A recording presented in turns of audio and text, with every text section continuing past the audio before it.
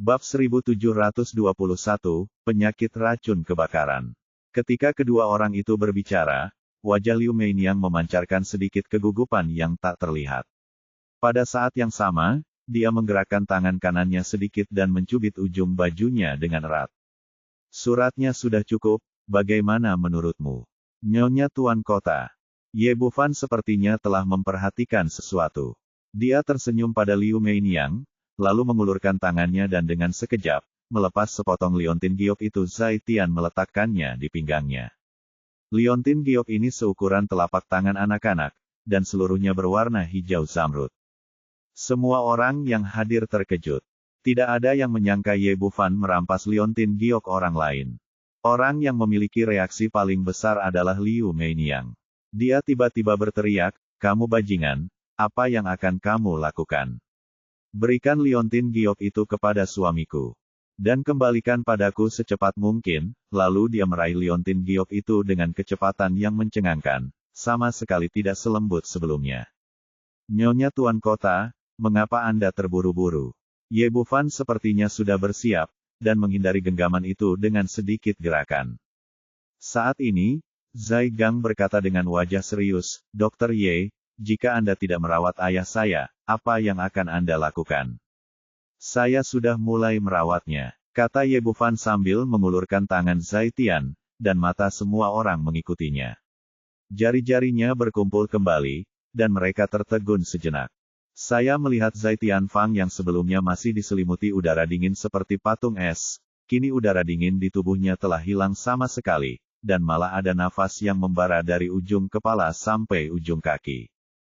Wajahnya semerah kepiting rebus, dan kulit tubuhnya juga sama. Ini adalah sindrom keracunan api. Sue Guanghe, Su Dingfang dan dokter lain yang hadir tidak bisa menahan diri untuk tidak berseru. Bahkan jika dia bukan seorang dokter, semua orang tahu bahwa Zai Tianfang diracuni oleh api. Melihat adegan ini, Liu Meiniang mengertakkan gigi dan akhirnya menahannya tanpa berbicara. Zai Lingxiu bertanya dengan kaget, "Dr. Ye, apa yang terjadi?" "Lihat ini dulu." Ye Bufan melambaikan tangannya, dan liontin giok itu terbang. Zong Lingxiu mengulurkan tangan untuk menangkapnya, dan kemudian ekspresinya berubah drastis. Tanpa diduga, tubuhnya terkikis oleh udara dingin yang menggigit, dan bekas embun beku mengembun di ujung rambutnya. "Ada yang salah dengan liontin giok ini," serunya, lalu mengedarkan zenki-nya, dan kemudian rasa dingin di tubuhnya hilang sama sekali. Ye Bufan berkata, "Tidak ada yang salah dengan liontin giok ini sendiri, tetapi setelah perlakuan khusus, formasi yang relatif maju terukir di dalamnya, yang dapat memadatkan energi dingin yang sangat kuat. Penguasa kota pada awalnya sangat teracuni oleh api, tapi dia diracuni oleh liontin giok ini. Itu ditutupi oleh udara dingin, yang menyebabkan kesalahan diagnosis oleh semua dokter. Akibat paling langsung adalah semakin banyak perawatan yang Anda lakukan, semakin buruk. Penyakit Anda roh jahat yin terkontaminasi dari liontin giok ini, tetapi daya tembak Anda relatif kuat. Tidak banyak infeksi, jadi tidak ada gejala yang jelas." Zai Lingxiu tertegun sejenak, apa yang terjadi benar-benar di luar dugaannya. "Saya mengerti." Pada saat ini, Sue Guanghe menamparkan kepalanya, menghentakkan kakinya dan berteriak, "Saya tidak menyangka bahwa saya telah berlatih kedokteran selama bertahun-tahun, tetapi saya tertipu oleh liontin giok kecil ini." Dia, tetapi juga beberapa dokter dari Su Dingfang, dari awal sampai akhir, mereka fokus pada penyakit Zai Tianfang dan mengabaikan penyebabnya. Setelah mengetahui kebenaran masalah ini, Zai Lingxiu tiba-tiba menjadi marah, "Sialan, siapa yang memberikan liontin giok ini kepada ayahku? Siapa yang melakukan ini? Aku harus memotongnya menjadi beberapa bagian." Ekspresi Zai Gang berubah, dan akhirnya dia menghentikannya adiknya dan berkata, "Jangan cemas dulu, yang lebih penting adalah merawat ayahmu." Kemudian dia melihat ke arah Ye Bufan, "Dr. Ye, tolong ambil tindakan untuk mengobati ayah saya. Jangan khawatir. Sekarang kita memahaminya, akan mudah untuk mengobati penyakitnya." Mengulurkan tangannya, dan sebuah pil hitam muncul di telapak tangannya. Itu adalah pil Yin Ling yang dipadatkan dari energi jahat Yin di tubuh Zai Lingxiu. Obat mujarab ini terbuat dari energi kental roh jahat yin dan memiliki efek terbaik dalam mengobati keracunan api. Tidak lama setelah Zai Tian meminum obatnya, aura terbakar di tubuhnya mulai mereda, dan ekspresinya perlahan mulai kembali normal. Hanya dalam 2 atau 3 menit, napasnya stabil, wajahnya memerah, dan napas di tubuhnya tidak dingin atau terbakar, dan dia benar-benar dalam kondisi seperti orang normal. Dokter kecil yang ajaib itu benar-benar seorang dokter yang ajaib. Dia menyembuhkan penyakit yang begitu serius dengan begitu cepat. Dokter yang ajaib, ini adalah dokter yang benar-benar ajaib. Dia dapat menghidupkan kembali orang mati dan meremajakan dengan keahliannya yang luar biasa. Semua orang yang hadir kagum, dan mereka semua terkesan oleh Ye.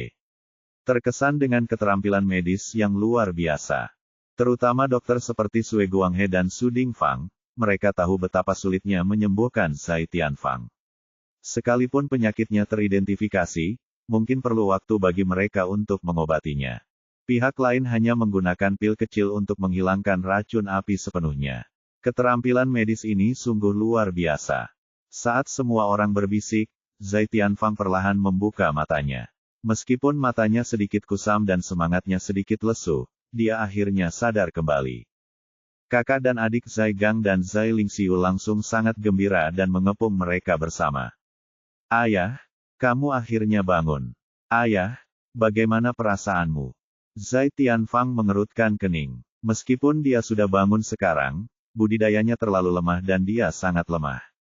Jangan khawatir, saya belum akan mati, tetapi kultivasi saya belum pulih. Ayah, berkat campur tangan dokter, Ye kali ini, Anda aman dan sehat.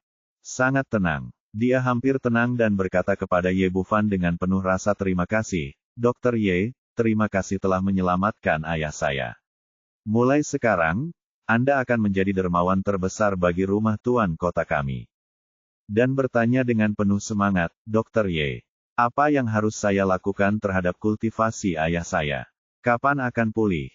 Siwer, Anda terlalu cemas. Zai Tianfang memarahi putrinya, dan kemudian berkata kepada Ye Bufan dengan penuh rasa terima kasih, dokter. Ya, saya berterima kasih. Datang dan obati dia. Tidak apa-apa, saya seorang dokter, dan adalah tugas saya untuk merawat Tuhan. Ye Bufan berkata, sekarang Tuhan sudah pulih, dan dia akan melanjutkan untuk mengobatinya.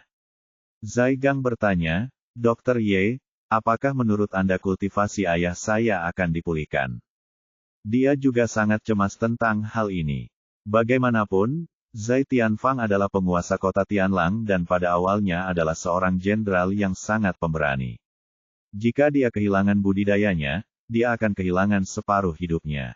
Jangan khawatir tentang ini. Yin dan Yang Qi di bagian utama kota telah saling terkait sebelumnya, yang merusak meridian.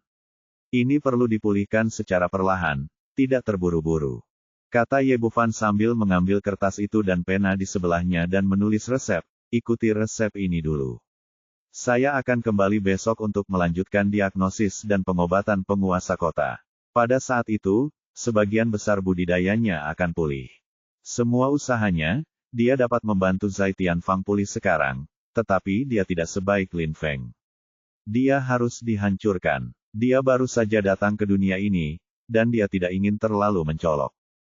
Terlebih lagi, ini adalah pertama kalinya saya bertemu Zai Tianfang dan saya tidak tahu karakternya. Jika dia bisa sembuh total dalam sekali jalan, sulit untuk mengatakan apakah dia bisa membantu saya menemukan bahan obat. Bab 1722 Rumput Naga Api. Ye Bufan berpikir begitu, dan yang lain tidak memiliki keraguan.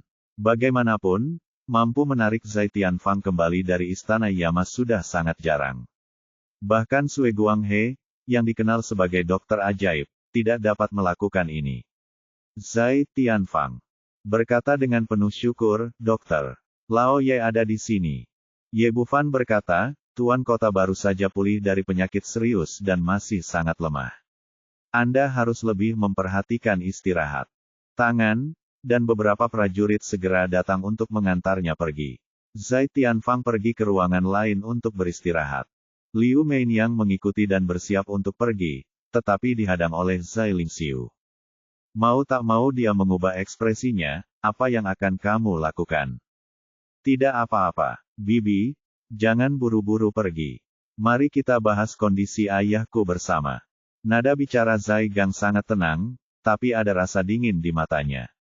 Keanehan Liontin Giok telah membuatnya curiga dengan masalah ini. Liu Meinyang mendengus dingin untuk mengungkapkan ketidakpuasannya, tetapi tidak berbicara lagi. Zai Gang memandang Ye Bufan lagi, Dokter Ye, tolong beritahu semua orang apa yang terjadi dengan kondisi ayah saya. Sekarang semua orang tidak lagi merasa jijik sebelumnya, tetapi penuh keyakinan. Ye Bufan berkata, akar penyebab penyakit Tuan Kota sebenarnya bukanlah penyakit sama sekali, melainkan racun yang disebut rumput naga api. Rumput naga api sangat beracun. Sekali racun api masuk ke dalam tubuh, sulit untuk disembuhkan. Namun itu, yang terpenting adalah Liontin Giok tersebut, yang sepenuhnya menyembunyikan bau rumput naga api, membuat semua orang salah mengira bahwa itu adalah penyakit flu, dan pada akhirnya menyesatkan arah pengobatan bukanlah hal yang paling menyusahkan. Semua orang di sekitarnya mengangguk, menyetujui kata-katanya. Bahkan Sue Guanghe mengira penguasa kota menderita sindrom flu. Jika Ye Bufan tidak mengambil tindakan tepat waktu, konsekuensinya hari ini akan menjadi bencana. Ye Bufan melanjutkan, jadi jika digabungkan, saya pikir ini adalah permainan untuk membunuh penguasa kota. Setelah dia mengatakan ini, ekspresi semua orang berubah. Jika semua ini dilakukan dengan sengaja oleh seseorang, karena targetnya adalah Tuan Kota Zai Tianfang, masalahnya serius. Membunuh penguasa kota, jika tertangkap, tidak diragukan lagi merupakan kejahatan besar. Ekspresi Zai Gang menjadi semakin suram, dan matanya tertuju pada Liu Meinyang. Bibi, kamu telah berada di sisi ayahku akhir-akhir ini. Siapa yang meracuni ayahku? Apakah kamu punya tebakan? Itu tidak kentara, tetapi semua orang dapat melihat bahwa dia mulai meragukan Liu Meinyang. Bagaimanapun, wanita ini berada di sisi Zai Tianfang dan memiliki kecurigaan terbesar. Apa maksudmu? Apakah kamu meragukanku? Liu Meinyang memasang ekspresi marah dan sedih, bagaimana aku bisa meracuni suamiku? Selain itu, jika akulah yang meracuniku, tidak mungkin dia meracuniku. Petik 2. Kakakku pergi bertanya kepada Dr. Sue. Benar, aku meragukanmu. Zai Lingxiu berdiri. Meskipun dia adalah wanita yang tampak kasar, dia memiliki pikiran yang sangat cerdas. Ye Bufan telah menjelaskan masalahnya dengan sangat jelas. Jika dia tidak dapat melihat petunjuk apapun lagi, dia tidak akan layak memimpin pasukan untuk berperang.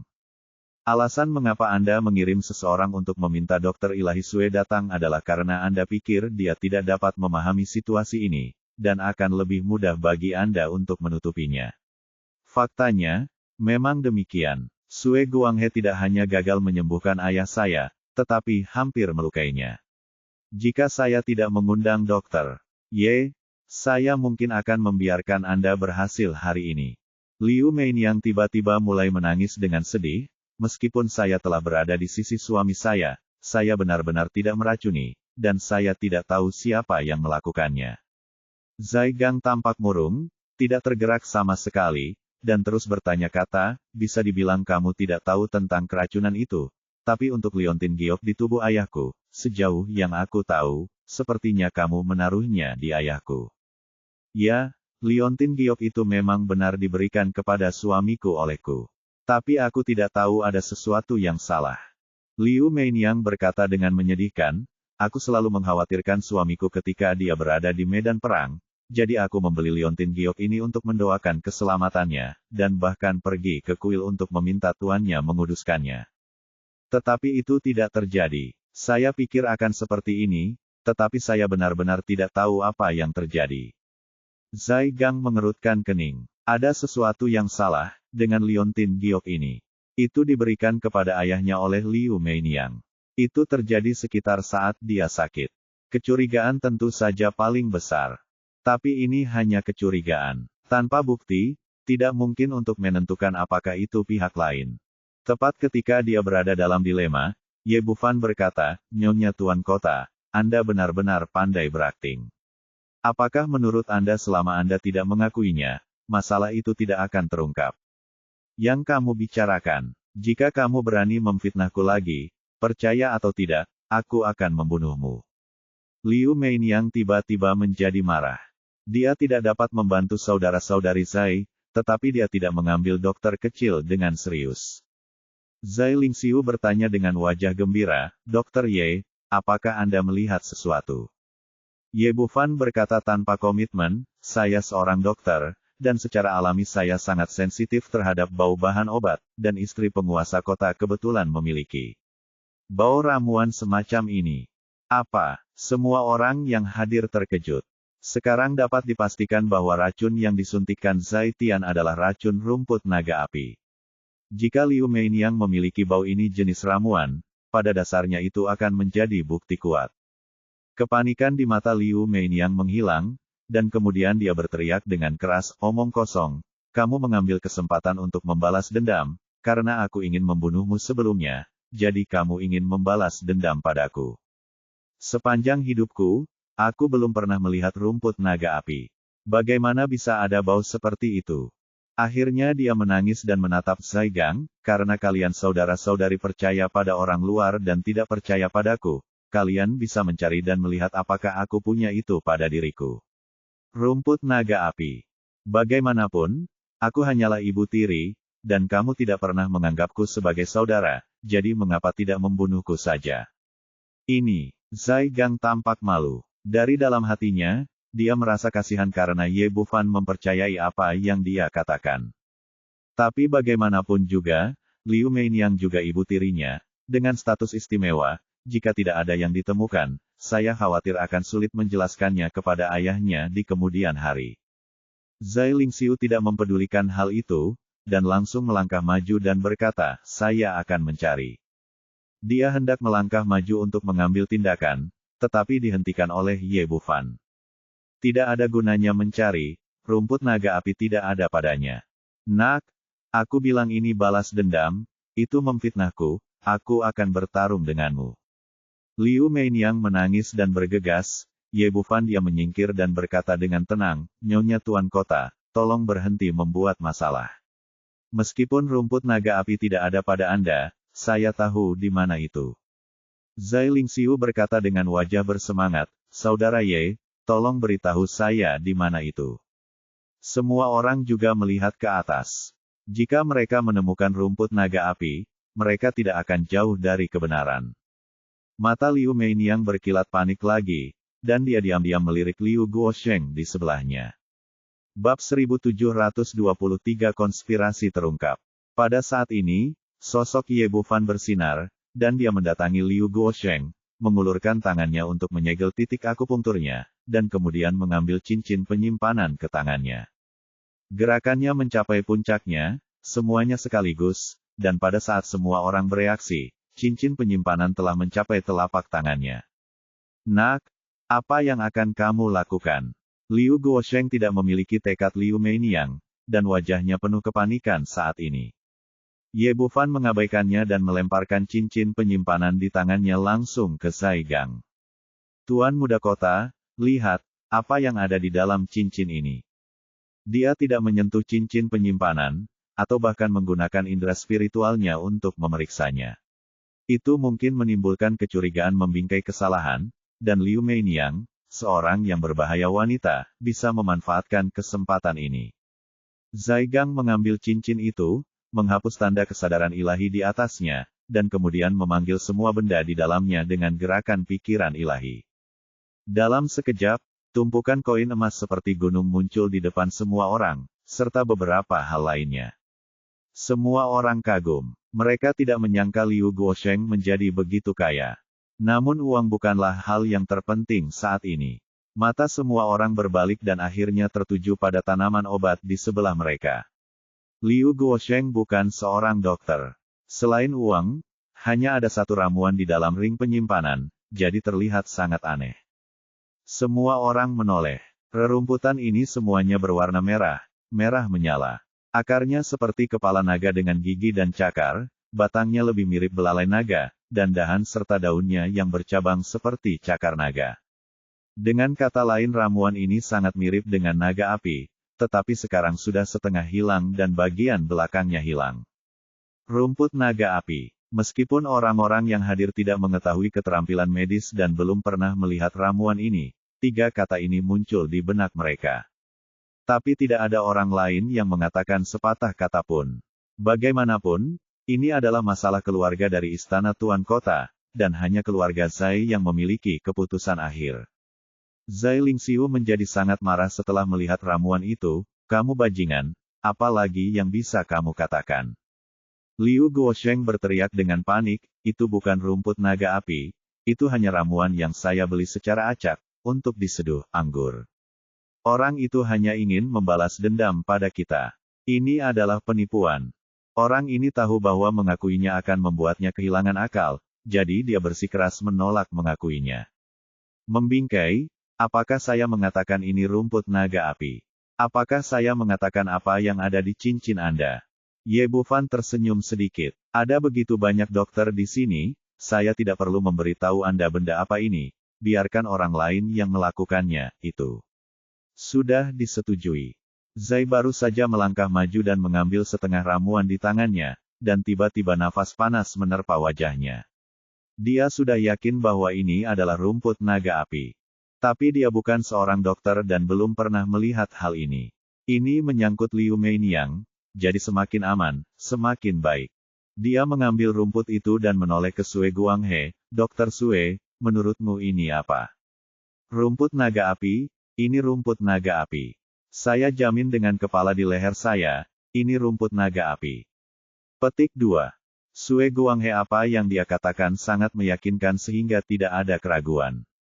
Su Dingfang juga berdiri dan berkata, Tuan Muda Kota, saya juga tahu ramuan ini. Ini adalah rumput naga api. Benar sekali.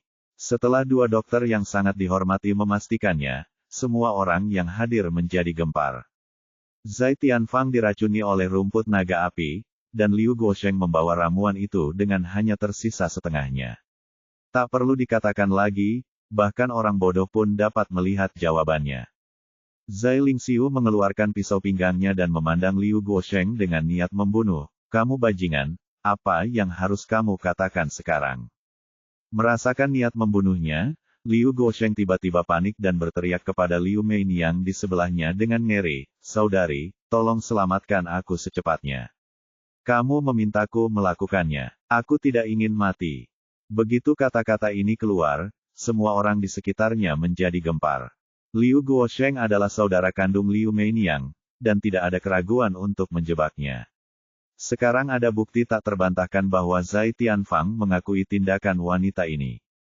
Ekspresi Zai Gang sangat suram, apalagi yang ingin kamu katakan. Liu Meiniang juga tahu bahwa masalah itu tidak dapat lagi disembunyikan.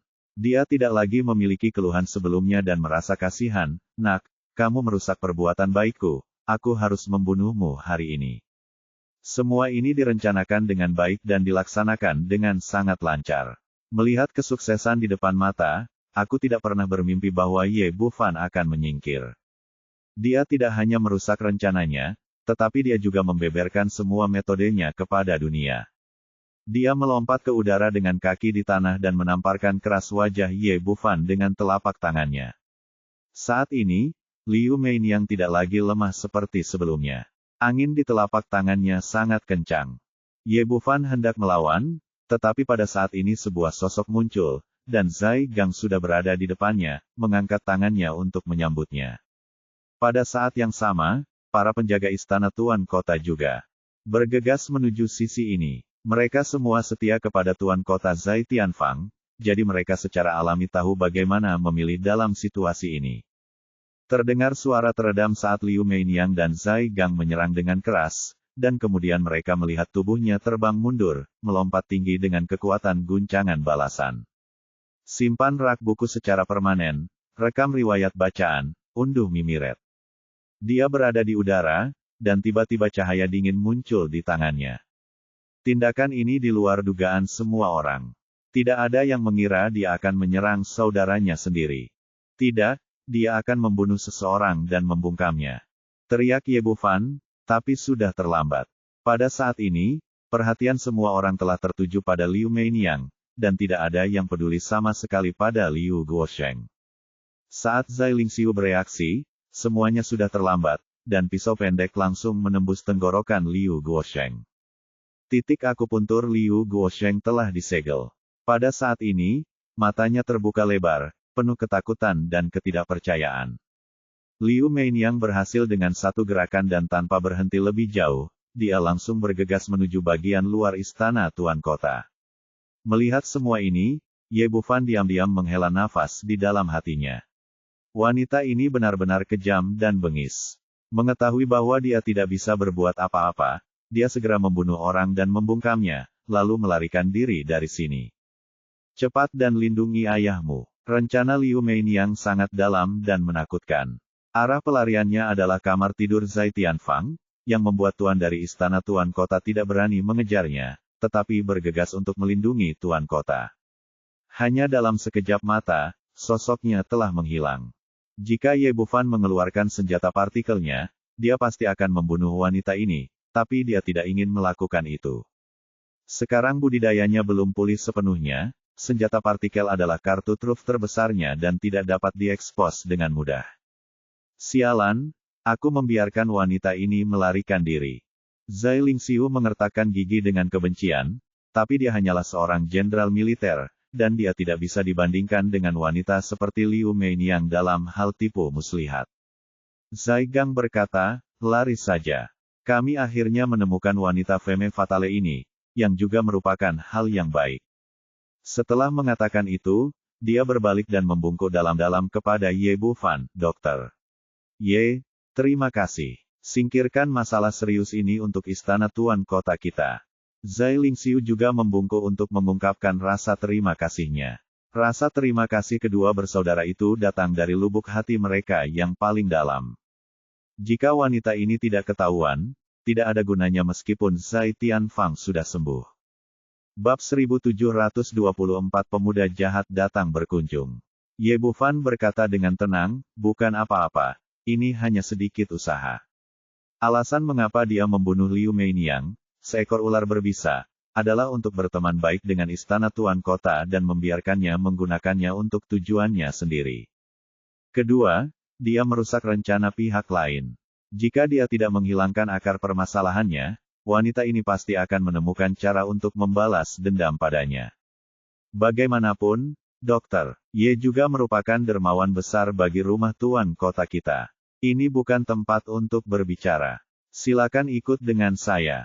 Setelah Zai Gang selesai berbicara, dia memindahkan Ye Bufan dan Su Dingfang ke lobi kota rumah Tuan. Zai Lingxiu juga diikuti. Pada saat ini, sikap saudara-saudari Zai sangat penuh hormat, dan rasa terima kasih mereka sepenuhnya dari lubuk hati mereka yang paling dalam.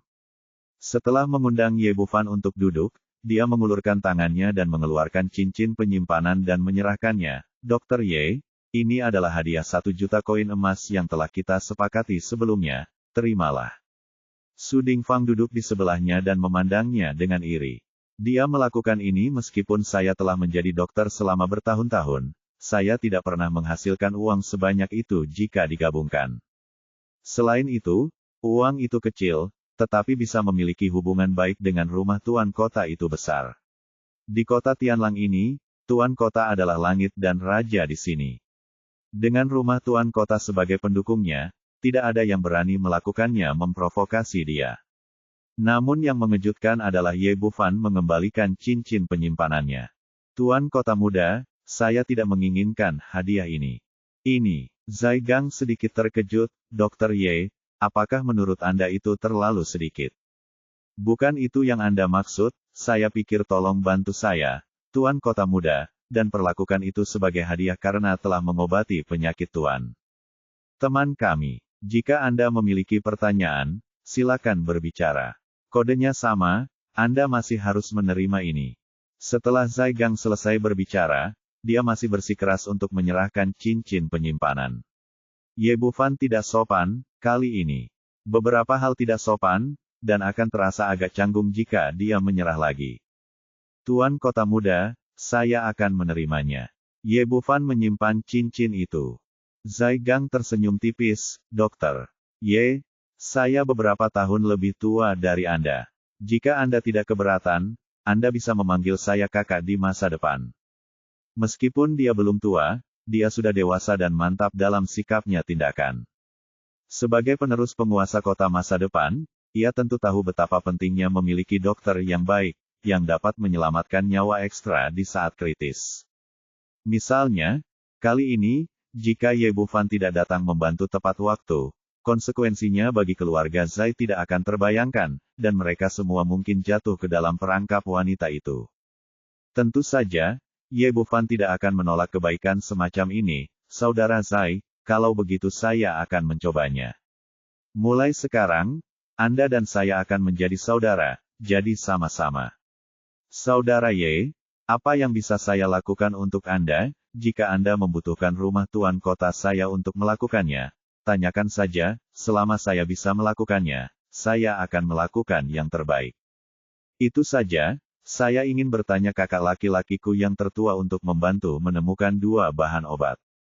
Ye Bufan menyebutkan masalah rumput bintang 7 dan Yuan Guo merah. Mengatakannya lagi.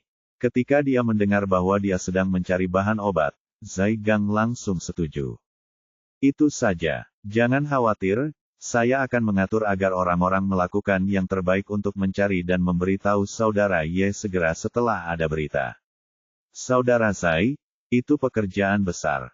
Ye Bufan mengatakan beberapa lagi kata-kata sopan, lalu berdiri untuk pergi. Adapun masalah Liu Meiniang, mereka berdua memiliki pemahaman diam-diam dan tidak menyebutkannya. Bagaimanapun, ini adalah masalah keluarga di istana tuan kota. Seperti kata pepatah, skandal keluarga tidak boleh dipublikasikan, jadi tentu saja dia tidak akan bertanya apakah Zai Gang tidak menyebutkannya. Saudara laki-laki dan perempuan dari keluarga Zai mengirim Ye Bufan dan istrinya ke pintu rumah tuan kota. Ketika mereka pergi, Zai hanya berkata, "Saudara Ye, saya khawatir wanita Liu Meiniang itu memiliki latar belakang tertentu. Anda punya latar belakang tertentu, untuk berhati-hati. Dia mungkin akan membalas dendam kamu." Ye Bufan berkata, "Saudara Zai, jangan khawatir, saya masih memiliki kemampuan untuk melindungi diri saya sendiri." Setelah itu, dia dan Su Dingfang meninggalkan istana tuan kota dan kembali ke pusat medis Taiping. Saudaraku Ye, aku benar-benar tidak menyangka keterampilan medismu begitu luar biasa. Mengingat perjalanan ke rumah tuan kota ini, Su Dingfang masih cukup emosional. Dia mengira dia sudah mati sebelumnya, tetapi dia tidak menyangka akan datang keluar dengan cara yang begitu mulia. "Bukan apa-apa, aku kebetulan melihat penyebab penyakitnya." Ye Bufan mengatakan ini dengan rasa ingin tahu di dalam hatinya. "Meskipun saya datang ke negeri ajaib Kunlun belum lama ini, saya telah melihat semua orang di sini. Meskipun sebagian besar dokter di sini memiliki keterampilan seni bela diri dan kombinasi sempurna antara seni bela diri dan keterampilan medis, tingkat keterampilan medis secara keseluruhan tidak tinggi. Misalnya, pencapaian medis para dokter seperti Sue Guanghe dan Su Dingfang sudah luar biasa, sebanding dengan Cao Xinghua, Lou Baiming dan lainnya, namun masih belum bisa dibandingkan dengan warisan medis kuno yang mereka peroleh. Hal ini membuatnya sedikit penasaran, sekte macam apa sekte kedokteran kuno itu? Dari mana asal warisan Anda?" Memikirkan hal ini, dia bertanya kepada Su Dingfang, "Bos, pernahkah Anda mendengar tentang sekte pengobatan kuno? Apakah ada sekte seperti itu di negeri ajaib Kunlun?" "Tidak, saya telah menjalani sebagian besar hidup saya dan saya belum pernah mendengar tentang sekte kuno sekte pengobatan." "Oh," Ye Bufan mengangguk. Tampaknya sekte medis kuno ini kemungkinan besar diwarisi dari bumi, dan tidak ada jejaknya di negeri ajaib Kunlun. Keduanya mengobrol dan segera kembali ke Taiping Medical Center. Namun sebelum memasuki pintu, saya melihat 4 atau 5 pria kekar dengan alis tegas berdiri di depan pintu, mengenakan pakaian pelayan dan berjaga di sini. Pada saat yang sama, teriakan minta tolong datang dari rumah sakit. "Tolong, bajingan, keluar dari sini." Ekspresi kedua orang itu tiba-tiba berubah, dan mereka berdua menyadari bahwa teriakan minta tolong datang dari Su Chaiwei. Ye Bufan melangkah menuju pusat medis. Ketika orang-orang kuat itu hendak melangkah maju untuk menghentikan mereka, mereka dijatuhkan ke tanah olehnya dengan 3 pukulan dan 2 tendangan, dan kemudian dilarikan ke pusat medis. Di dalam ruangan saat ini, Su Chaiwei berdiri di sana tak bergerak, dan sepertinya titik akupunkturnya tersegel.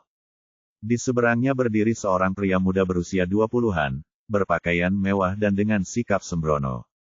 Matanya mengamati tubuhnya dengan cara yang tidak senonoh.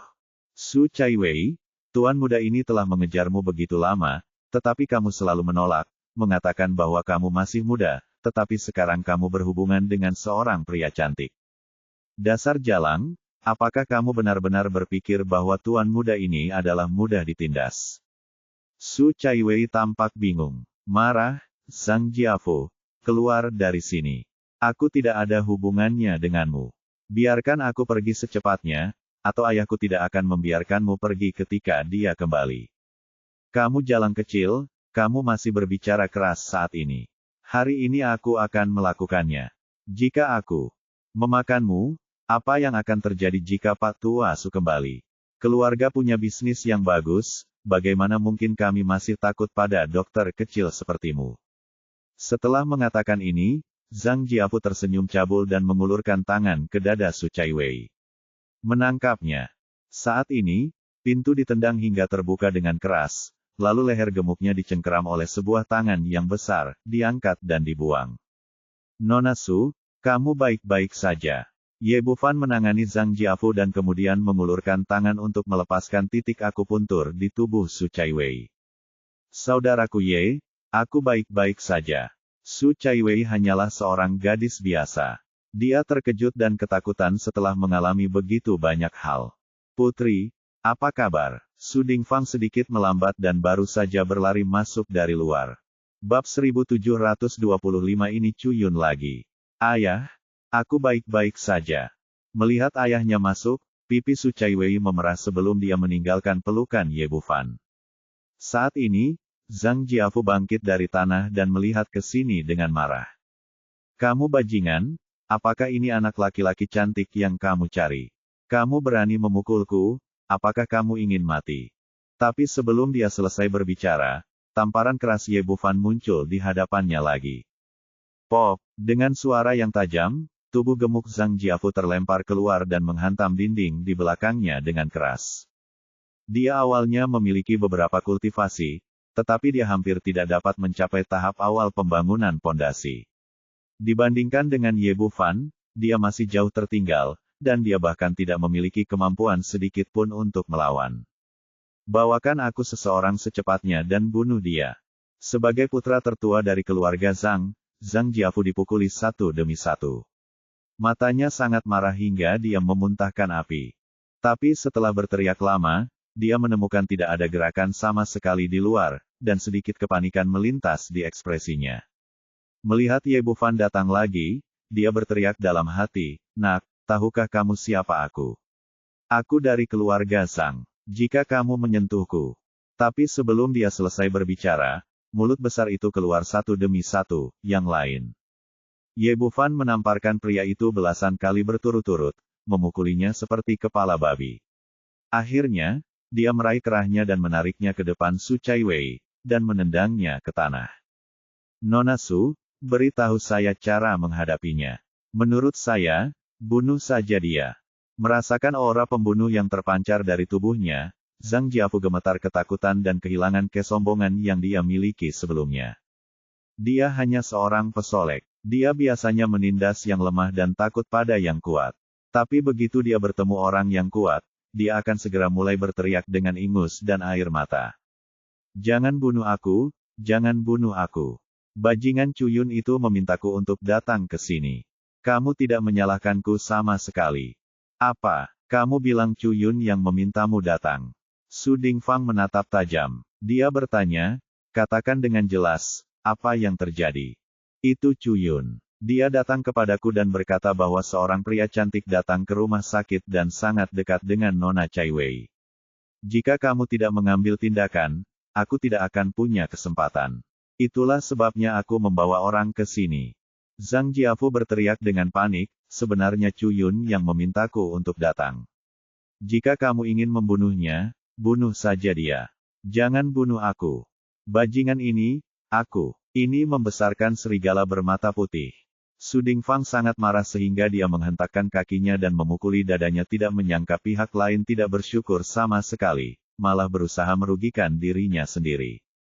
Pertama, dia membeberkan daftar rumah tuan kota atas nama klinik medis, dan sekarang dia menghasut Zhang Jiafu, seorang bajingan, untuk melakukan sesuatu pada putrinya. Su Chaiwei juga berkata dengan marah, binatang ini, aku seharusnya membunuhnya jika aku mengetahuinya saat itu. Sekarang belum terlambat, selesaikan saja akun lama dan baru dengannya. Di mana Cuyun? Bawa aku bersamamu. Pergi temukan dia dan aku akan melepaskanmu jika kamu menemukannya. Ya, Zhang Jiafu mengangguk berulang kali.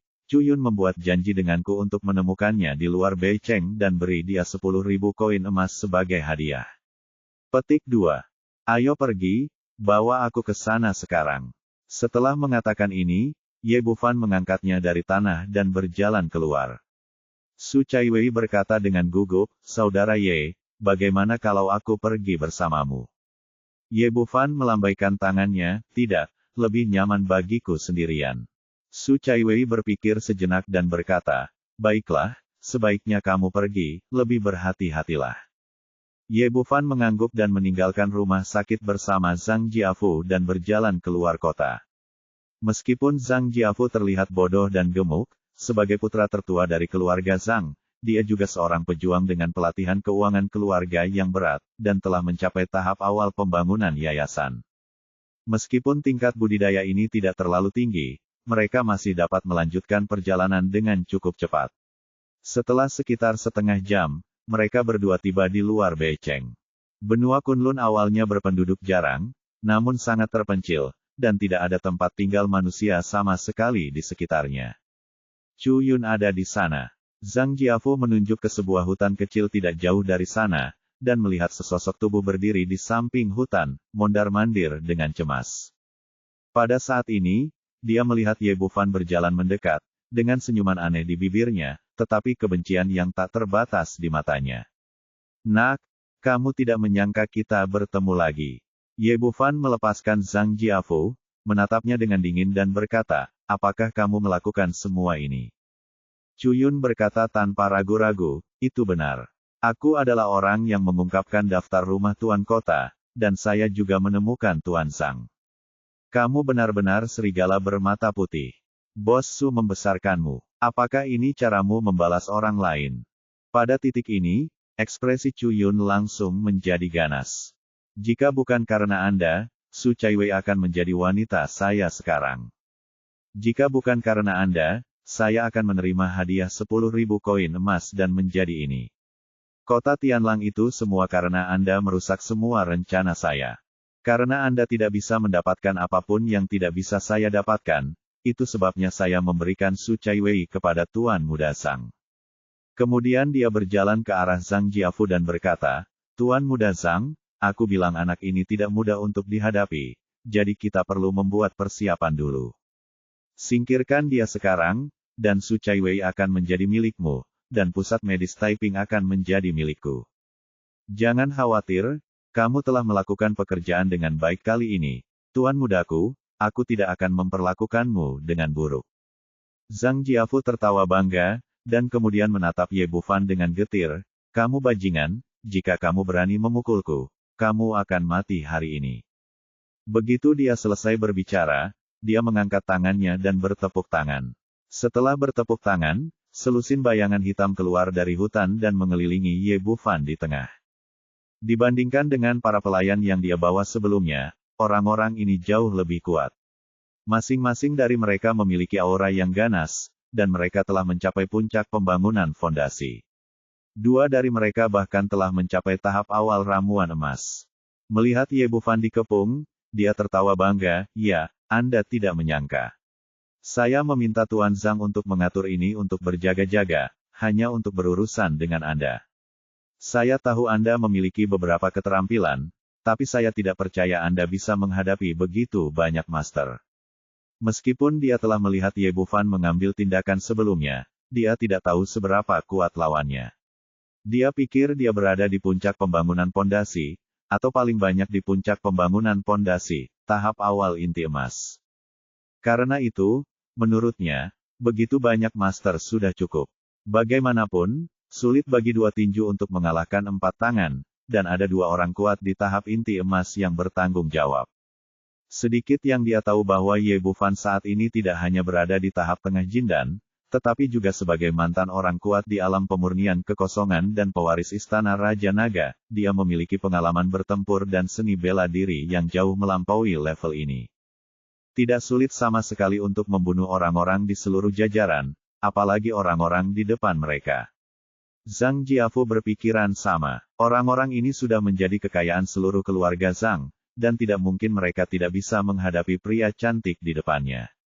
Dia pernah dipukuli seperti anjing oleh Ye Bufan sebelumnya, namun kini dia ingin membalas dendam dan segera mengeluarkan perintah kepada bawahannya. Ayo, bunuh dia. Setelah menerima perintahnya, orang-orang itu menyerbu ke depan, melambaikan senjatanya, dan menerkam Ye Bufan. Bab 1726 Aku akan memberimu bayi. Orang yang bergegas ke depan adalah seorang biksu Jindan yang tinggi. Dia menebas kepala Ye Bufan dengan pisau panjang di tangannya. Menurutnya, begitu banyak orang yang beraksi bersama untuk membunuh pemuda di depannya.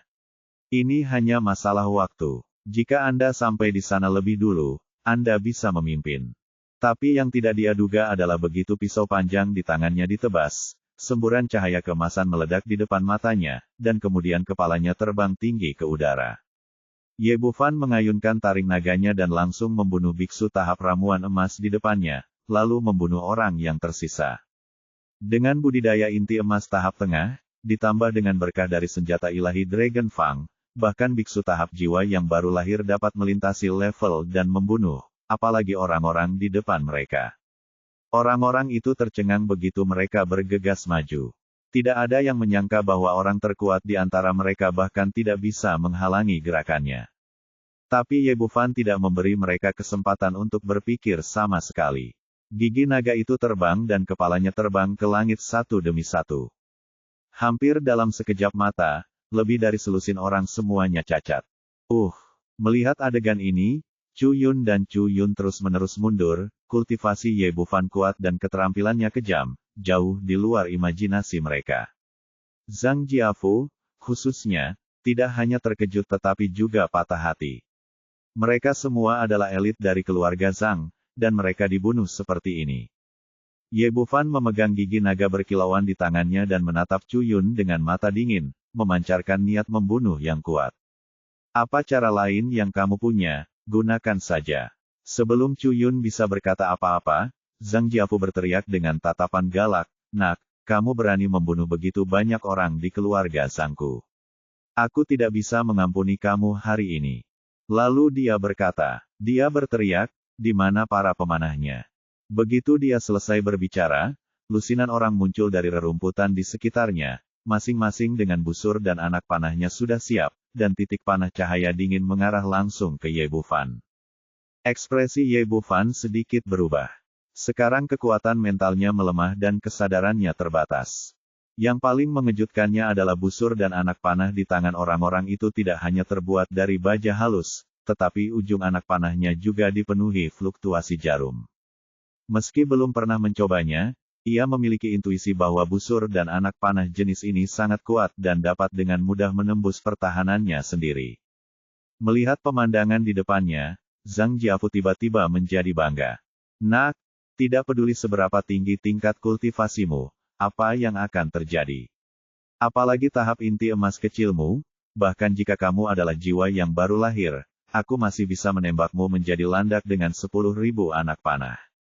Menghela nafas lega, Tuan Muda Zhang, Anda benar-benar berpandangan jauh ke depan, Anda sebenarnya menyiapkan begitu banyak pemanah.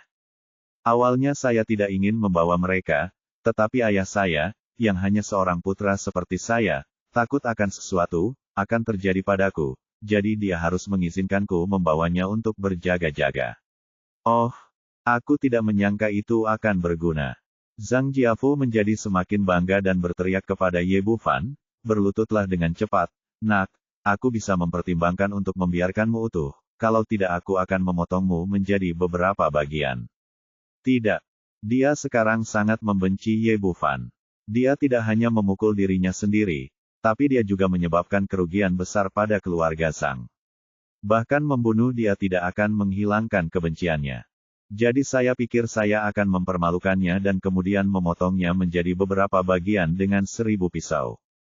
Ye Bufan menunjukkan ekspresi ketakutan di wajahnya, melirik ke arah pemanah di sekitarnya, lalu membuang gigi naga di tangannya. Tuan Muda Zhang, semuanya bisa dinegosiasikan. Selama Anda tidak membunuh saya akan memberikan harta yang bagus untuk Anda. Cuyun berkata dengan getir, Tuan Muda Zhang, jangan percaya kebohongan orang ini. Jika Anda bertanya aku, bunuh saja dia. Petik 2. Apa yang kamu takutkan? Hanya masalah kata-kata dariku untuk membunuhnya. Petik 2. Zhang Jiafu tampak percaya diri. Menurutnya, dia telah sepenuhnya mengendalikan situasi dan tidak takut dengan kembalinya pihak lain. Terlebih lagi, pihak lain bahkan melemparkan senjatanya ke tanah, jelas-jelas menyerah. Terlebih lagi, pria ini selalu rakus akan uang dan penuh nafsu. Ketika dia mendengar bahwa pihak lain memiliki harta untuknya, dia langsung tertarik. Nak, jika kamu memiliki sesuatu yang baik untuk ditawarkan, cepatlah dan tawarkan. Jika aku senang, aku mungkin akan mengampuni nyawamu. Cuyun ragu-ragu, tapi akhirnya tidak berkata apa-apa, lagi pula, Zhang Jiafu lah yang membuat keputusan sekarang. Karena situasi di depannya ada di sini, dia tidak bisa memikirkan kemungkinan Ye Bufan untuk kembali, tapi dia memiliki firasat buruk di dalam hatinya. Tuan Muda Zhang, hati-hati. Senyuman aneh muncul di wajah Ye Bufan, lalu dia membalik pergelangan tangannya, dan akar hitam muncul di telapak tangannya. Apa ini? Zhang Jiafu belum pernah meninggalkan negeri ajaib Kunlun, jadi tentu saja dia tidak tahu apa itu. Ye Bufan berkata dengan bercanda, Tuan Muda, ini hal yang bagus, itu bisa mengeluarkan emas. Tidak mungkin, Anda berbohong kepada saya. Meskipun Zhang Jiafu adalah seorang playboy, dia tidak bodoh, dia menggelengkan kepalanya dan berkata, Nak, sudah kubilang, jangan lakukan trik apapun, atau aku akan menembakmu seperti landak sekarang. Tuan Zhang, apakah kamu tidak percaya? Aku akan menunjukkannya padamu sekarang. Kata Ye Bufan sambil mengangkat senjatanya dan mengarahkannya ke sekeliling para pemanah ini. Para pemanah yang dibawa oleh Zhang Jiafu semuanya adalah orang-orang biasa dengan tubuh yang kuat. Mereka mendengar bahwa emas dapat ditemukan dalam benda-benda ini, jadi mereka segera melihatnya dengan penuh minat. Di bawah tatapan semua orang, Ye Bufan menarik pelatupnya, apinya menderu, dan peluru emas melesat seperti tetesan hujan. Ada teriakan. Kasihan para pemanah ini, mereka bahkan tidak mengerti apa yang terjadi, dan kepala mereka meledak. Mata Zhang Jiafu dan Chu Yun hampir melotot keluar dari rongganya meskipun mereka melihat orang-orang ini jatuh ke tanah satu persatu dan mati, mereka tidak mengerti apa yang sedang terjadi. Nak, apa yang kamu pegang? Zhang Jiafu bertanya dengan ekspresi ngeri di wajahnya. Meski dia masih belum tahu apa itu, satu hal yang pasti. Itu adalah senjata untuk membunuh orang. Semua pemanah terbunuh tanpa sempat bereaksi. Sungguh hal yang bagus. Bukankah aku sudah memberitahumu bahwa ini adalah harta yang ingin kuberikan padamu? Kata Ye Bufan dengan ekspresi bercanda di wajahnya tembakan ribuan anak panah yang ditembakkan oleh begitu banyak pemanah. Namun berbeda dengan AK. Ini jauh lebih mudah digunakan daripada busur dan anak panah. Apalagi cepat dan memiliki jangkauan yang jauh, sehingga lawan tidak punya kesempatan untuk bereaksi. Melihat pihak lain mengangkat senjatanya dan mengarahkannya ke arahnya, Zhang Jiafu tiba-tiba gemetar ketakutan dan berteriak ngeri, Kamu Bufan, kamu tidak bisa membunuhku. Aku menyerah. Aku bisa memberimu uang. Aku bisa memberimu banyak uang. Ye Bufan tersenyum tipis, baiklah. Ketika aku membunuhmu, uangmu secara alami akan menjadi milikku. Kamu tidak bisa membunuhku. Paman kedua saya adalah kepala divisi Tianxuan. Bunuh aku, kamu dan Taiping. Pusat medis sudah selesai. Zhang Jiafu menelan ludahnya dan berkata dengan gugup, dan itu bukan salahku dalam masalah ini. Orang ini Cuyun memintaku untuk melakukannya. Aku bisa, serahkan dia padamu, dan kamu bisa membunuhnya. Omong kosong, Zhang Jiafu, Kamu telah memikirkan tentang Su Chaiwei, apa hubungannya denganku? Yun juga merasa takut saat ini dan berkata dengan gugup, ya Bu Fan, aku tumbuh sebagai tuanku, dia selalu menganggapku sebagai nak, demi Tuan, kamu tidak bisa membunuhku, dia akan sedih jika kamu membunuhku. Bab 1727 Apakah saya masih bisa memiliki wajah? Aku akan mencekikmu, apakah kamu masih memiliki wajah? Ye Bufan hanya tercengang oleh sikap tidak tahu malu orang ini. Dia berkomplot melawan Su Dingfang satu demi satu, dan sekarang dia bahkan menyarankan agar dia dibesarkan sebagai putranya lagikah yang bisa dibandingkan dengan orang ini. Orang sepertimu sama sekali tidak pantas hidup di dunia ini. Tunggu saja sampai kamu pergi ke neraka tingkat 18. Dia benar-benar kehilangan kesabaran terhadap Cu Yun dan langsung menarik pelatupnya, meledakkan kepalanya dengan keras. Melihat Cu Yun yang tampak seperti semangka busuk, Zhang Jiafu benar-benar ketakutan dan jatuh ke tanah dengan bunyi celepuk. Adikku, tolong, kamu tidak bisa membunuhku. Kamu tidak boleh membunuhku. Jika kamu membunuhku, kamu akan mendapat masalah. Paman keduaku tidak akan membiarkanmu pergi. Jika kamu melepaskan aku pasti tidak akan melepaskannya. Kamu pergi di masa depan. Aku akan membuat masalah untukmu lagi, dan aku tidak akan membuat masalah untuk pusat medis Taiping lagi. Dan aku bisa memberimu uang, banyak sekali uang. Di bawah ketakutan yang luar biasa, ini pria menggunakan paksaan dan bujukan dengan berbagai cara. Saat aku keluar, aku hanya ingin menyelamatkan nyawa kecilku. Sayang sekali Ye Bufan tidak tergerak sama sekali. Apa yang orang ini lakukan pada Su Chaiwei sebelumnya sudah cukup untuk membunuhnya 100 kali. Selain itu, dia juga memasang jebakan dan mencoba segala cara untuk menghadapinya. Orang seperti ini tidak boleh dibiarkan begitu saja, jika tidak, kebaikan terhadap musuh akan berarti kekejaman terhadap diri sendiri. Jadi dia tidak ragu-ragu dan menarik pelatupnya lagi. Mendengar ledakan yang teredam, mata Zhang Jiafu membelalak, seolah dia tidak dapat mempercayainya, dan kemudian dia jatuh ke dalam genangan darah.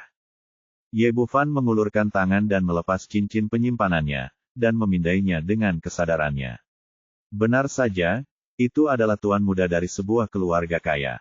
Ada ratusan ribu koin emas di dalamnya, serta beberapa set pakaian cadangan. Kemudian dia melihat ke arah para prajurit yang telah terbunuh sebelumnya. Orang-orang ini memiliki tangan kosong dan tidak memiliki cincin penyimpanan. Beberapa sinar api ramuan muncul untuk memurnikan mayat-mayat di tanah.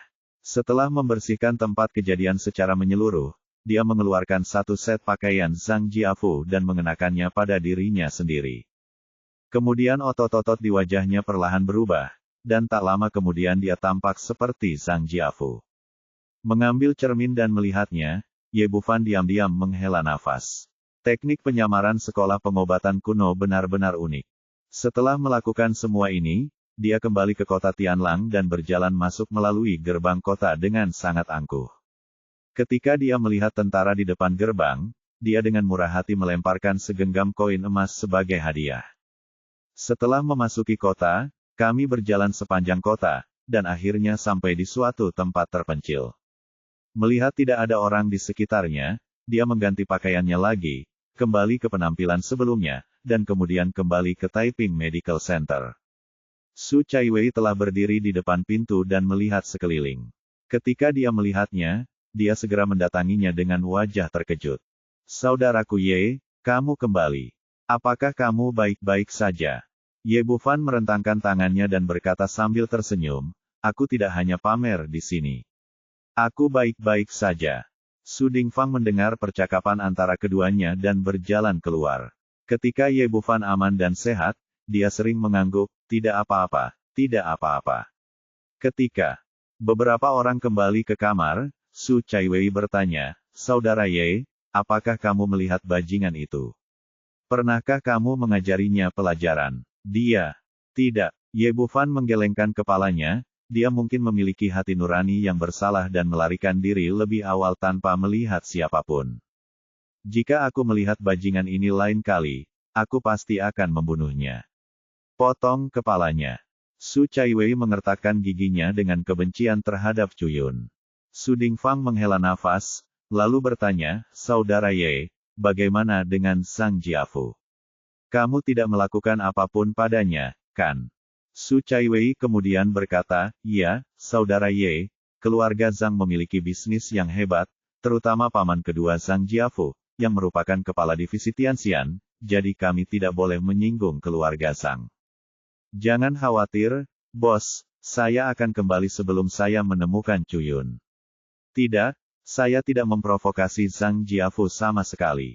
Alasan mengapa Ye Bufan bersusah payah untuk kembali ke kota adalah karena dia tidak melakukannya, tidak ingin menimbulkan masalah. Dia tidak ingin identitasnya menjadi terlalu mencolok, lagi pula, membunuh begitu banyak prajurit dan pemanah sendirian bukanlah sesuatu yang bisa dilakukan orang biasa. Selain itu, dia hanya memikirkan keluarga Su dan putrinya dan tidak bisa menimbulkan masalah bagi orang lain. Saudara Ye, kamu melakukan hal yang benar.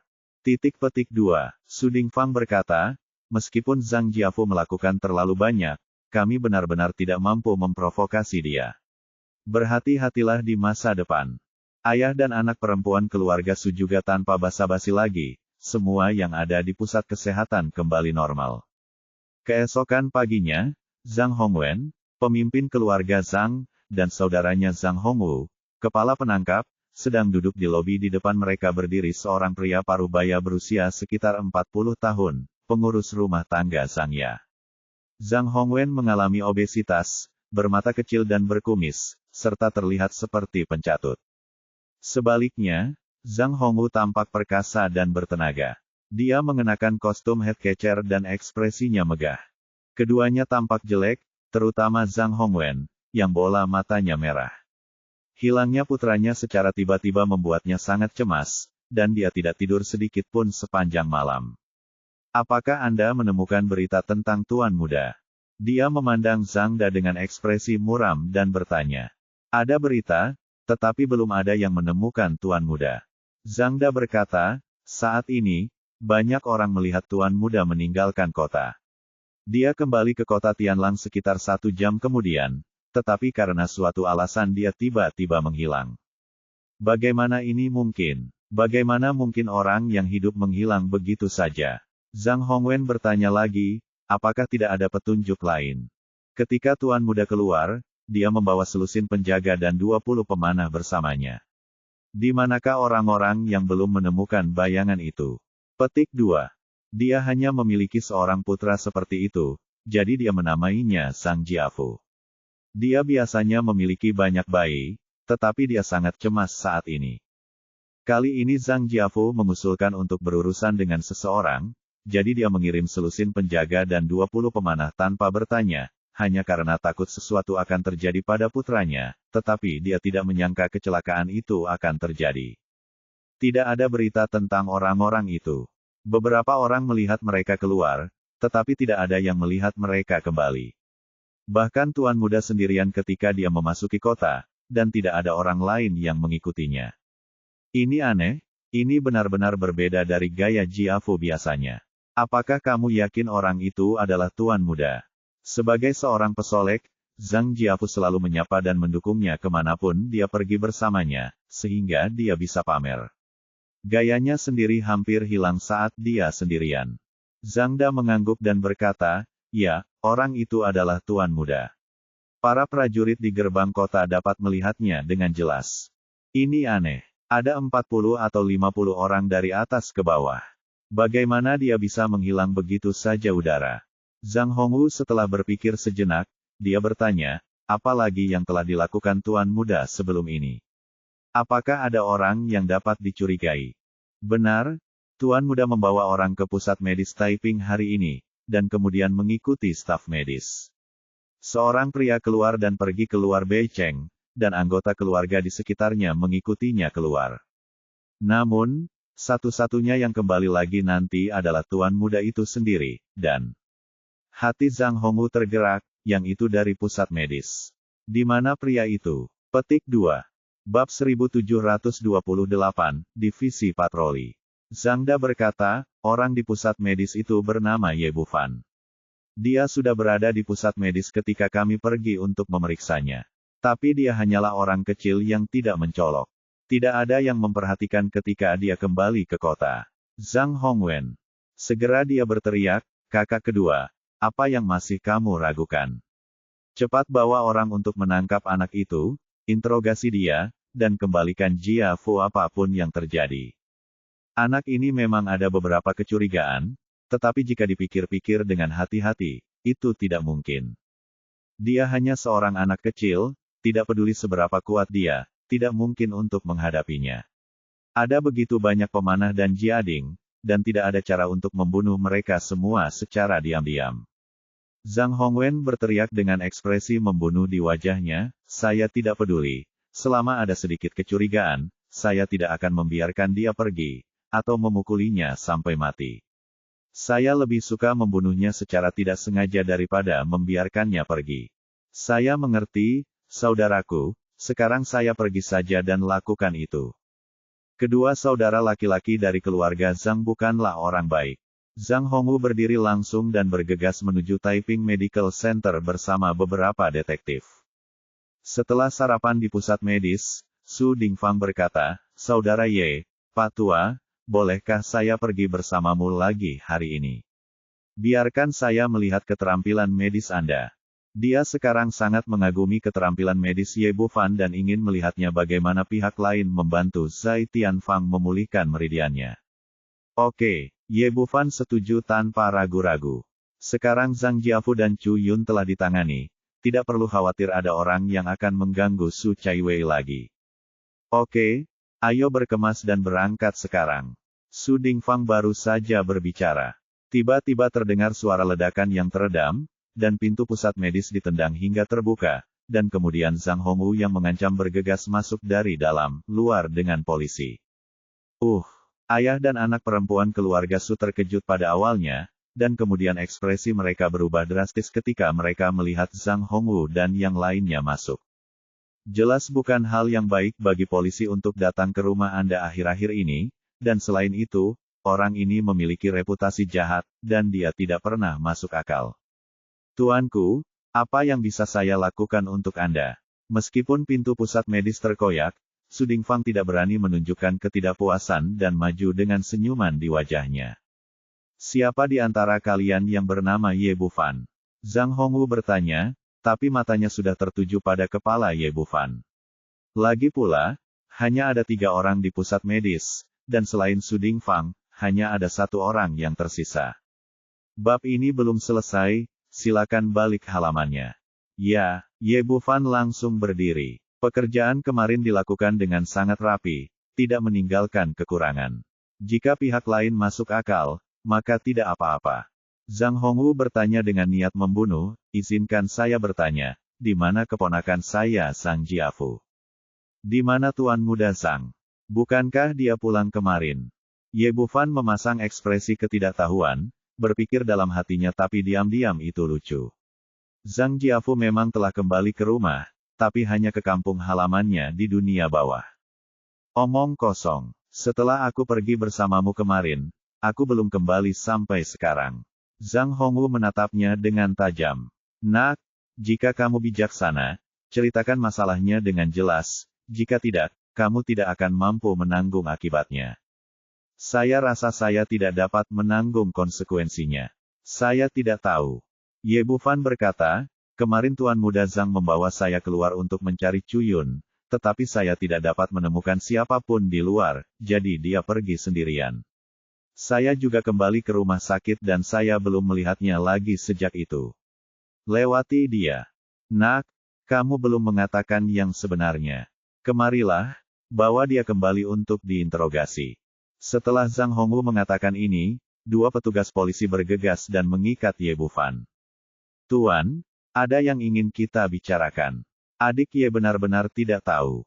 Kata Su Dingfang dan menyerahkan sekantong kecil koin emas, tetapi Zhang Hongwu mengabaikannya dan menjatuhkannya ke tanah sambil menamparkan, kamu yang lama, diamlah, atau aku akan membawamu kembali bersama.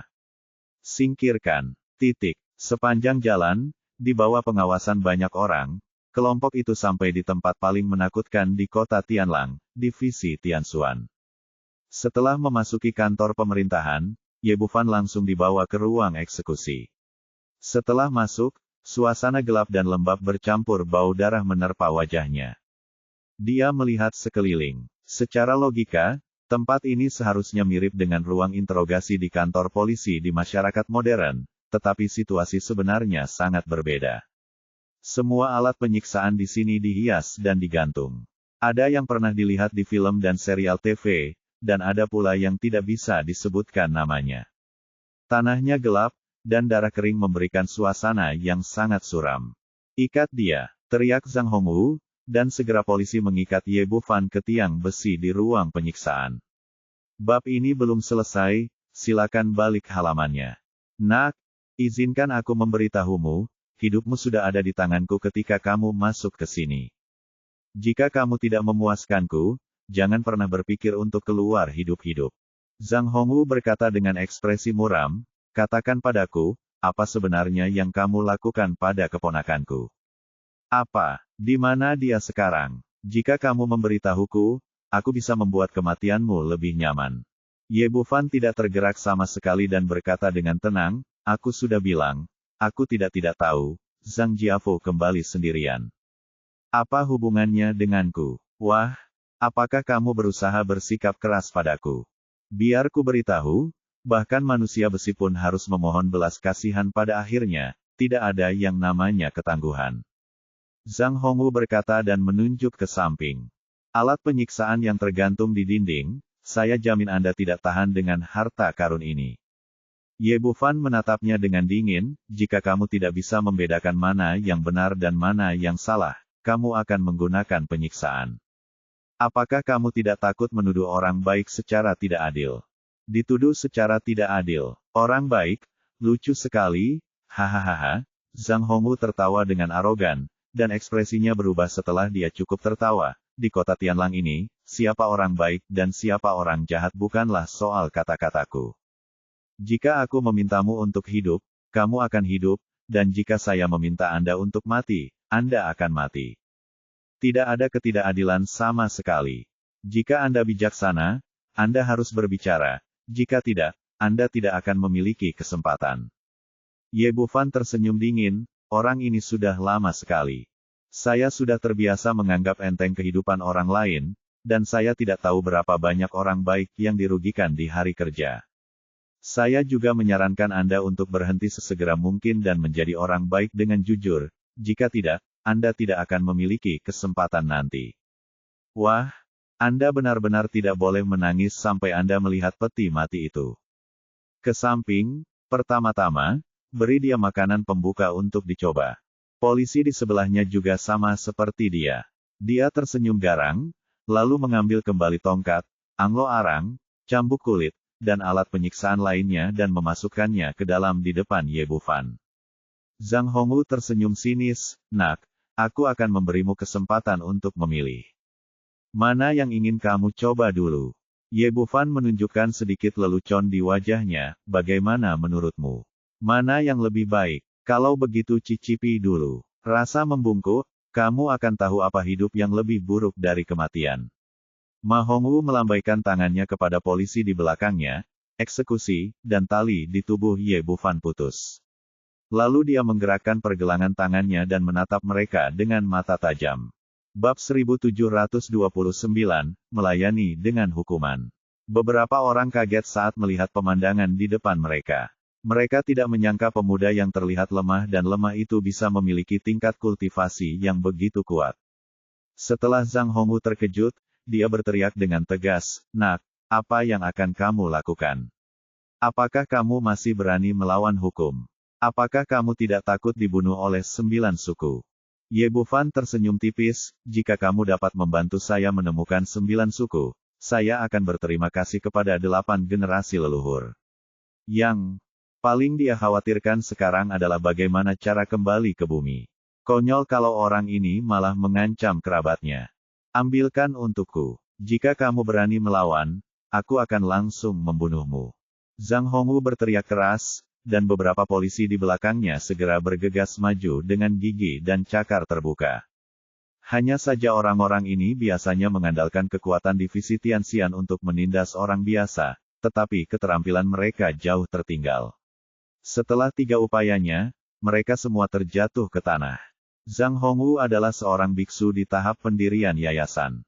Melihat anak buahnya gagal, dia siap untuk mengambil tindakan, tetapi tiba-tiba dadanya terasa mati rasa dan titik akupunkturnya tersegel.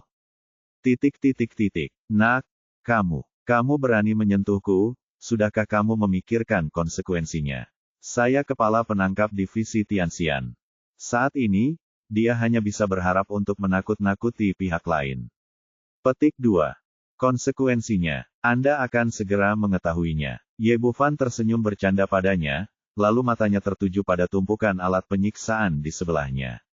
Petik 2. Kalian datang ke sini, bukankah kalian memilih tongkat? Biarkan dia menggunakannya terlebih dahulu. Dia menoleh untuk melihat beberapa polisi di sebelahnya, dengan kilatan dingin di matanya, dan langsung menggunakan teknik yang menggetarkan jiwa. Meskipun kekuatan mentalnya saat ini belum pulih bahkan sepersepuluhnya, tetapi dia tidak dapat menghadapinya, orang biasa. Penangkapan sudah lebih dari cukup. Nak, berhentilah bermimpi. Bagaimana mungkin anak buahku mendengarkan perintahmu dan melepaskanku secepatnya?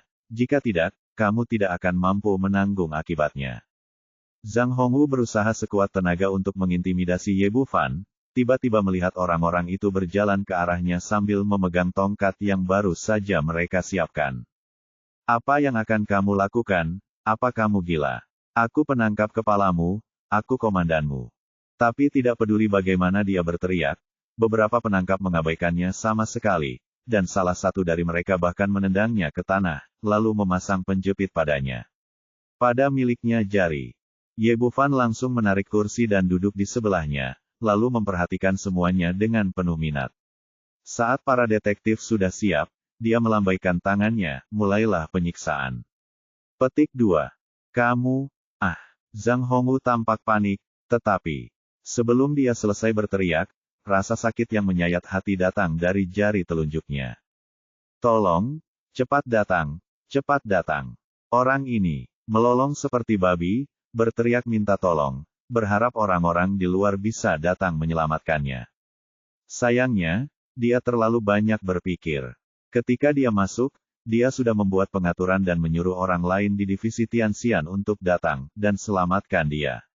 Jangan datang jika terjadi sesuatu, sehingga kamu bisa tersiksa sendiri. Karena itu, tidak ada yang memperhatikannya meskipun dia berteriak sekuat tenaga. Sedang duduk di sana sambil minum dan mendengar suara-suara samar di dalam. Dia diam-diam menggelengkan kepalanya karena teriakan menyedihkan itu. Anak itu benar-benar tidak beruntung. Dia menyinggung Zhang Captou karena kemalangannya. Dia mungkin dalam keadaan terlantar sekarang. Petik 2. Tidak seburuk itu. Berapa kali kamu mendengar teriakan ini?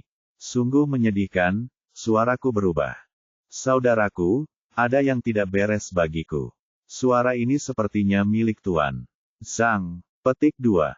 Bagaimana mungkin? Masihkah kalian mengira yang akan dihukum adalah Zhang Captou? Apakah kamu gila? Pasti anak itu kesakitan dan tidak bisa menahannya, dan suaranya berubah. Kamu benar, bagaimana mungkin Kapten Zhang? Ayo, kita minum. Masuk ruang penyiksaan, Zhang Hongwu menjadi gila.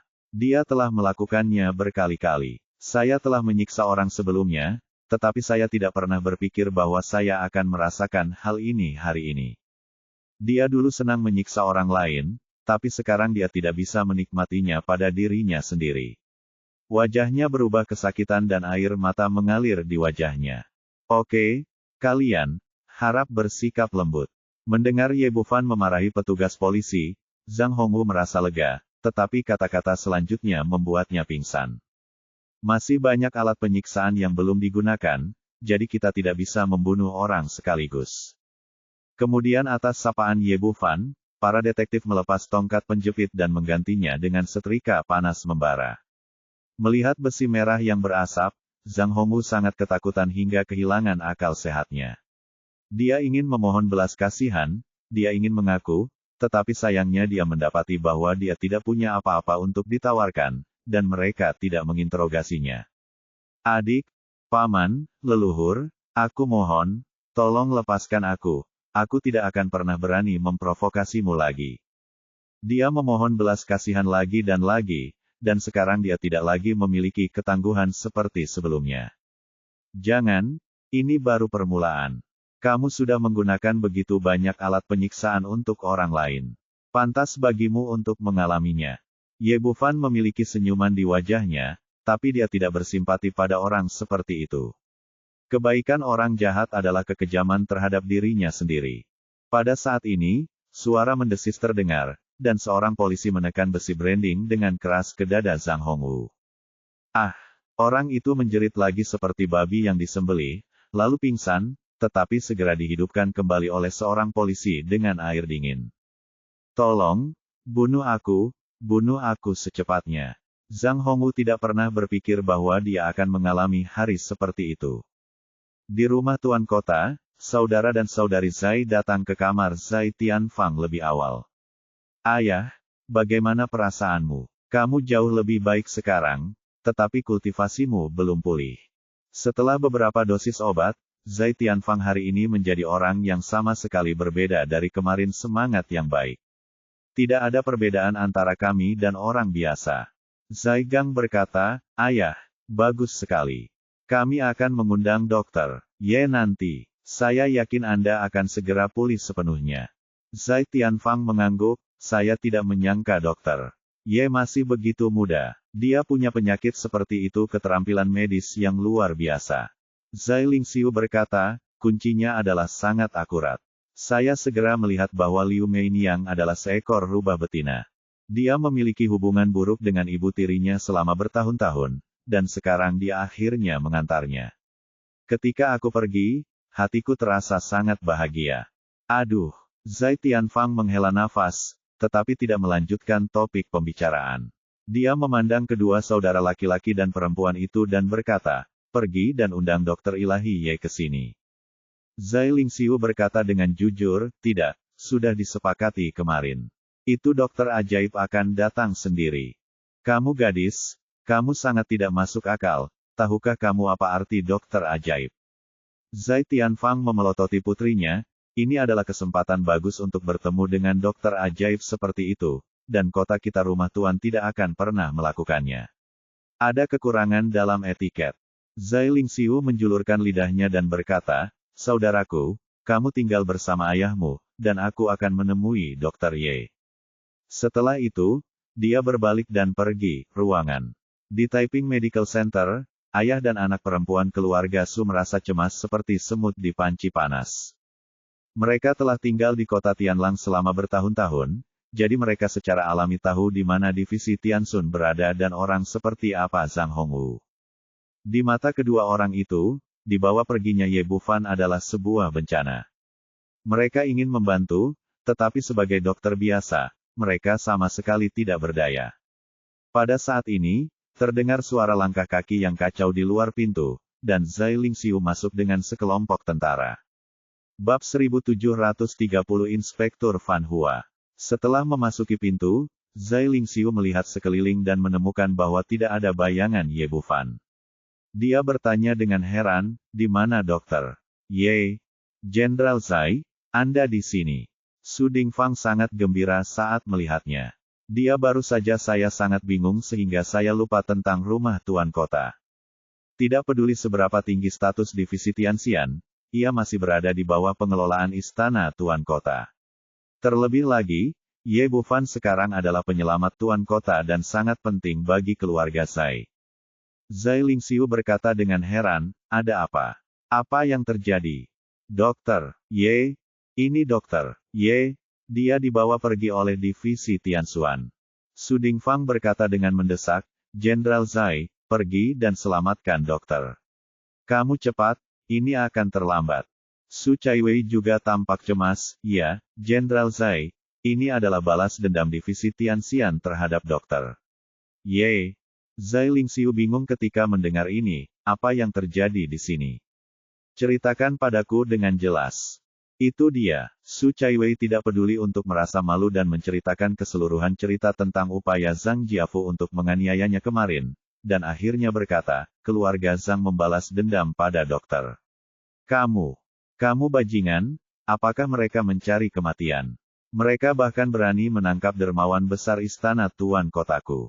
Zai Lingxiu awalnya adalah orang yang pemarah, dan sekarang dia bahkan lebih marah pergi bersama anak buahnya, dengan marah bergegas menuju Santian.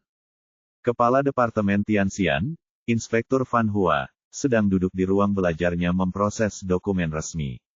Pada saat ini, pintu dibuka dengan keras, dan kemudian dia melihat wanita tertua dari istana Tuan Kota bergegas masuk dengan marah.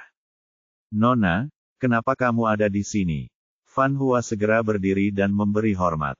Dari segi pangkat, dia adalah seorang jenderal, yang jauh lebih tinggi dari dia sebagai inspektur. Dari segi status, dia adalah putri penguasa kota, jadi dia tidak boleh menyinggung perasaannya apapun yang terjadi. Zai Lingxiu membanting meja dan berteriak dengan marah, apakah divisi Tiantian Anda akan memberontak? Anda bahkan berani menangkap dermawan besar istana Tuan Kota kami. Apakah Anda ingin mati? Fan Hua benar-benar bingung. Maaf, dia tidak tahu apa yang sedang terjadi. Tapi satu hal yang jelas, wanita tertua ini memiliki temperamen yang panas, yang sangat membuatnya marah, tapi dia bisa melakukan apa saja. Nona, jangan marah. Apa yang terjadi? Tolong beritahu saya dengan jelas. Zai Lingxiu berkata dengan marah, katakan padaku, di mana Anda menangkap dokter? Fan Hua baru kemudian dia melakukannya mengerti apa yang terjadi. Sepertinya dia telah menangkap orang yang salah. Dia segera memanggil master di luar pintu, cepat cari tahu untukku, siapa yang ditangkap oleh divisi Tianxuan kita hari ini. Apakah ada dokter bernama Ye? Master itu berkata dengan gugup, jawab, hari ini Kapten Zhang sepertinya telah menangkap muda pria itu kembali. Tepat di tengah-tengah kalimatnya, Zai Lingxiu berkata, ya, itu pria dari keluarga Zhang. Dia seharusnya adalah penculik Zhang itu. Di mana orang yang dia tangkap sekarang? Mendengar itu berubah keluar menjadi salah satu anak buahnya. Keringat dingin langsung menetes dari dahi Fan Hua. Orang yang paling tidak terprovokasi di kota Tianlang bukanlah penguasa kota Zai Tianfang, atau penguasa kota muda Zai Gang, tetapi wanita tertua Zai Lingxiu. Bagaimanapun, kedua orang dewasa itu masuk akal, tetapi wanita muda di depannya tidak punya alasan sama sekali. Dia bertanya dengan kesal, katakan padaku, di mana dia sekarang? Dia, diinterogasi di ruang eksekusi. Sebagai seorang pengusaha dari divisi Tianxian, dia secara alami tahu di mana ruang seks itu dan apa yang akan terjadi, jika seseorang masuk sendirian. Sekarang Zhang Hongwu benar-benar menangkap orang yang disukai wanita tertua, dan bisa dibayangkan konsekuensi seriusnya. Fan Hua jelas menyadari hal ini, kakinya melunak dan dia hampir jatuh ke tanah. Jika bajingan Zhang Hongwu ini benar-benar melakukan sesuatu pada dokter Ye, dengan temperamen wanita muda ini, dia harus membakar divisi Tianxiannya sendiri, dan semua orang akan tamat saat itu. Cepat, ayo ke sana. Setelah mengatakan itu, dia segera bergegas keluar pintu dengan panik, memimpin ke arah ruang eksekusi. Dia telah menyapa 18 generasi leluhur Zhang Hongwu di dalam dirinya jantung. Pihak lain tidak punya pilihan selain menangkap orang yang disukai wanita muda itu. Kini dia hanya bisa berharap pihak lain tidak punya waktu untuk mengambil tindakan. Semua orang di kantor pemerintah bingung dan tidak tahu apa yang terjadi pada pria ini hari ini. Zai Lingxiu mengikuti para penjaga, dan kelompok itu bergegas ke ruang eksekusi dengan agresif.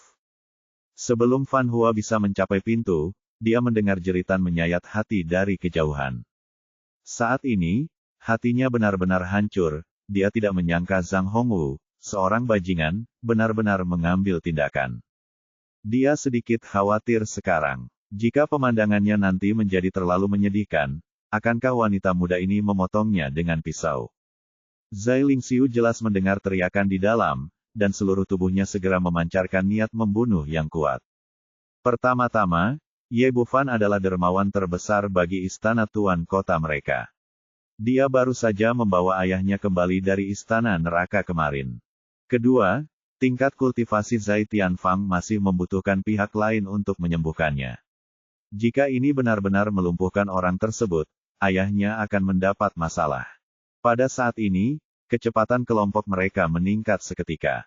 Ketika mereka sampai di pintu, Zai Lingxiu menendangnya dan menghancurkan pintu ruang eksekusi hingga berkeping-keping. Tetapi ketika mereka melihat situasi di dalam, semua orang yang hadir seolah-olah ketakutan dan langsung tercengang. Menurut pemikiran semua orang sebelumnya, Ye Bufan pasti sangat menderita sekarang, disiksa dengan berbagai cara. Apa yang tidak pernah saya duga adalah dia sedang duduk di kursi saat ini, dengan kaki bersilang dan ekspresinya sangat santai. Di seberangnya, beberapa detektif sedang memukuli seorang pria berlumuran darah dengan cambuk kulit. Pada saat ini, kulit pria itu terkoyak dan tubuhnya berlumuran darah. Zhang Hongwu menjadi gila. Dia akhirnya merasakan perasaan tidak bisa bertahan hidup tetapi mati. Ketika dia melihat Fan Hua memasuki pintu, dia hampir menangis. Akhirnya bertemu dengan atasannya, seperti bertemu dengan bodhisattva hidup yang menyelamatkan nyawanya. Tuan Fan, selamatkan saya, saya Zhang Hongwu.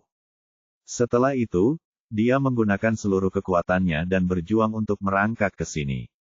Dia takut pihak lain tidak akan mengenalinya, jadi dia langsung melaporkan namanya.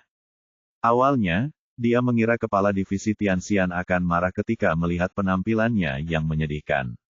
Namun kenyataannya sangat bertolak belakang dengan apa yang dia pikirkan. Tuan Fan justru tertawa, dan dia tersenyum sangat bahagia dan bebas. Benar, Fan Hua hanya tersenyum. Karena Zhang Hongwu yang dipukuli, yang duduk di sana pasti dokter. Tidak peduli apa alasannya, singkatnya, divisi Tianxian-nya telah diselamatkan, dan dia tidak perlu khawatir akan dipotong oleh Zai Lingxiu. Adapun Zhang Hongwu, seorang pria buta, tidak masalah apakah dia mati atau tidak. Bagaimanapun, jika dia menyinggung Nona Zai, dia ditakdirkan untuk tidak berakhir dengan baik. Tuan Fan, ini saya Zhang Hongwu, selamatkan saya dengan cepat, tangkap pembunuhnya dengan cepat. Zhang Hongwu berpikir bahwa pihak lain terkejut dengan penampilannya yang menyedihkan dan tidak bereaksi untuk beberapa saat, jadi dia berteriak keras lagi. Diam. Apa yang tidak pernah dia duga adalah Fan Hua menendang wajahnya begitu saja dan menendangnya sejauh 3 atau 4 meter.